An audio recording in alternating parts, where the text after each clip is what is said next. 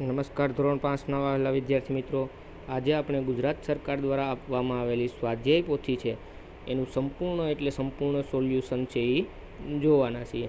Video start કરતાં પહેલાં આપણા ડિસ્ક્રિપ્શન બોક્સની અંદર એક પ્લે લિસ્ટની લિંક આપેલી છે, ત્યાં જઈ અને તમે સંપૂર્ણ સ્વાધ્યાય પોથીના સોલ્યુશન જોઈ શકશો. ચેપ્ટર નંબર 12 છે સ્માર્ટ ચાર્ટ, જેમાં પ્રશ્ન નંબર 1 છે શાળાના મેદાનમાં રહેલા વૃક્ષોની યાદી બનાવો અને કોષ્ટકમાં તેની સંખ્યા માટે આવૃત્તિ ચિહ્નોનો ઉપયોગ કરવાનો છે. તો પહેલું આપ્યું છે લીમડો, તો લીમડાની સંખ્યા ટોટલ છે 12.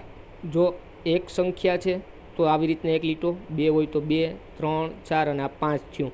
એટલે આવી બોક્સ બનાવવું એટલે ટોટલ 5 થયા. એટલે આવી રીતના 2 એટલે 10 અને આ 11 અને આ 12. એવી રીતના આ સોપાલ આવેલા 5, 6, 7 અને 8 છે.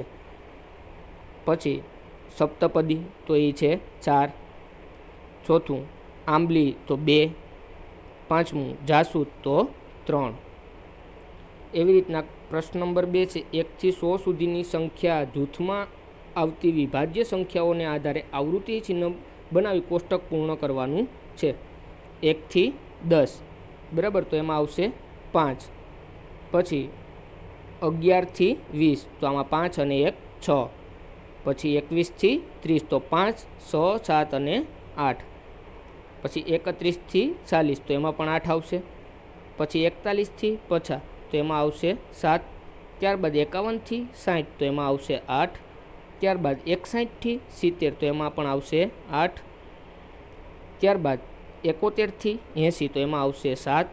ત્યારબાદ 81 થી 90 તો એમાં આવશે 8. ત્યારબાદ 91 થી 100 તો એમાં આવશે 9. આવી રીતના ટોટલ થશે 74. ત્યારબાદ પ્રશ્ન નંબર 2, અસપ્તરાએ 1 કલાક દરમિયાન પસાર થતા વાહનોની સંખ્યા નોંધેલી છે. તેના આધારે આવૃત્તિ ચિહ્ન બનાવી તૈયાર થયેલા માહિતીના આધારે પ્રશ્નોના જવાબ છે એ આપવાના છે. ટ્રક છે એ કેટલા પસાર થયા તો કે 5, 10 અને આ 4 એટલે કે ટોટલ 14. ટ્રેક્ટર તો કે આ 5 ને આ 3 8 એટલે ટોટલ થયા 8. બસ કેટલી પસાર થઈ તો આ એક 5, આ બીજી 5 એટલે 10 અને આ એક 11 એટલે ટોટલ 11 બસ પસાર થઈ. ત્યારબાદ રિક્ષા 5, 10, 15 અને 20. સ્કૂટર તો 5, 10, 15, 20, 21 અને 22. તો અહીંયા ટોટલ લખવાના 22. એવી રીતના બાઇક કેટલી થઈ તો કે 35. સ્કૂટર કેટલી થઈ તો 10. સાયકલ તો આ 5, 6 અને 7 એટલે ટોટલ 7. ઘોડાગાડી કેટલી થઈ તો 5, 6, 7 અને 8 એટલે અહીંયા લખવાનું ટોટલ 8. ત્યારબાદ ઊંટગાડી તો 4. આવી રીતના ટોટલ થશે 139. પહેલું, અપ્સરાએ સૌથી ઓછા કયા વાહનો જોયા તો સૌથી ઓછા ઊંટગાડી જોઈ, ટ્રક,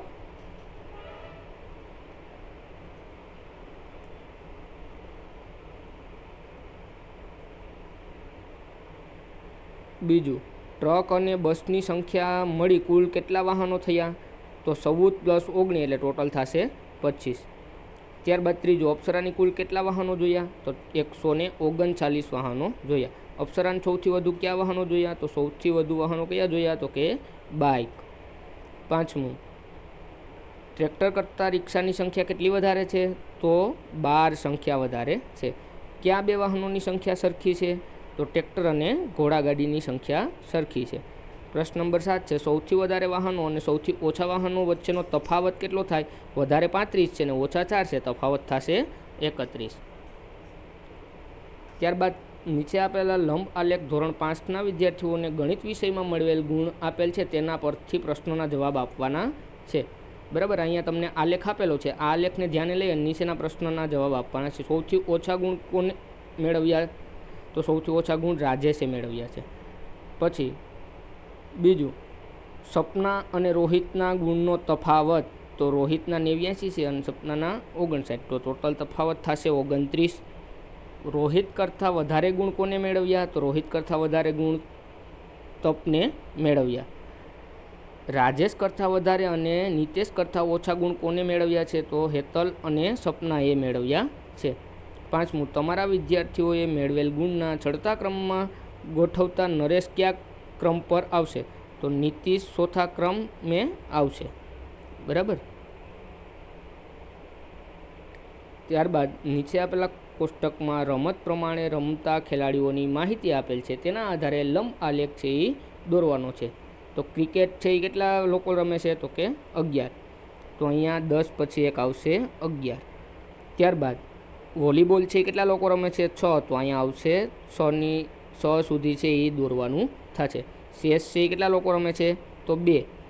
કબડ્ડી તો કે 7, એટલે 6 થી થોડું ઉપર. અને હોકી તો કે 11, એટલે કે જેટલું ક્રિકેટ રમતા હતા એટલા જ રમે છે હોકી રમે. આવી રીતના તમારે આલેખ દોરવાનો થાય. તમારી શાળામાં ધોરણ 5ના વિદ્યાર્થીઓ ગત સમયની હાજરીના દિવસોના આધારે લંબ આલેખ બનાવવાનો છે. તો અહીંયા રમેશ 15 દિવસ હાજર રહ્યો, સુરેશ 19 દિવસ, મનોજ 23 દિવસ, દીક્ષિત 20 દિવસ અને માનવ છે 25 દિવસ. તો અહીંયા દિવસોની સંખ્યા લખવાની છે 5, 10, 15, 20, 25 અને 30. અને નીચે નામ લખવાનું છે રમેશ, સુરેશ, મનોજ, દીક્ષિત અને માનવ. હવે રમેશ કેટલા દિવસ હાજર રહ્યો હતો? તો કે 15 દિવસ. તો આ આલેખને ક્યાં સુધી લઈ જવાનો? 15 સુધી લઈ જવાનો. એવી રીતના આખા આલેખ તમને આપેલા છે. ત્યારબાદ ધોરણ 5ના વિદ્યાર્થીઓએ ભાવતી મીઠાઈની માહિતી આપેલ છે, તેના આધારે પણ ચાર્ટ બનાવવાનો કીધો. તો ગુલાબ કેટલા લોકોને ભાવે? 30. પછી જલેબી કેટલા લોકોને ભાવે? તો કે 15. પેંડા તો કે 10 અને બરફી તો કે 5, બરાબર. એટલે આવી રીતના આલેખ બની ગયો. 50%માં શું ફાવે? તો કે ગુલાબજાંબુ, કેમ કે એ 30 અડધા થયા, બાકી આ 15, 10 અને 5 આવી રીતના થઈ અને અડધા થાય.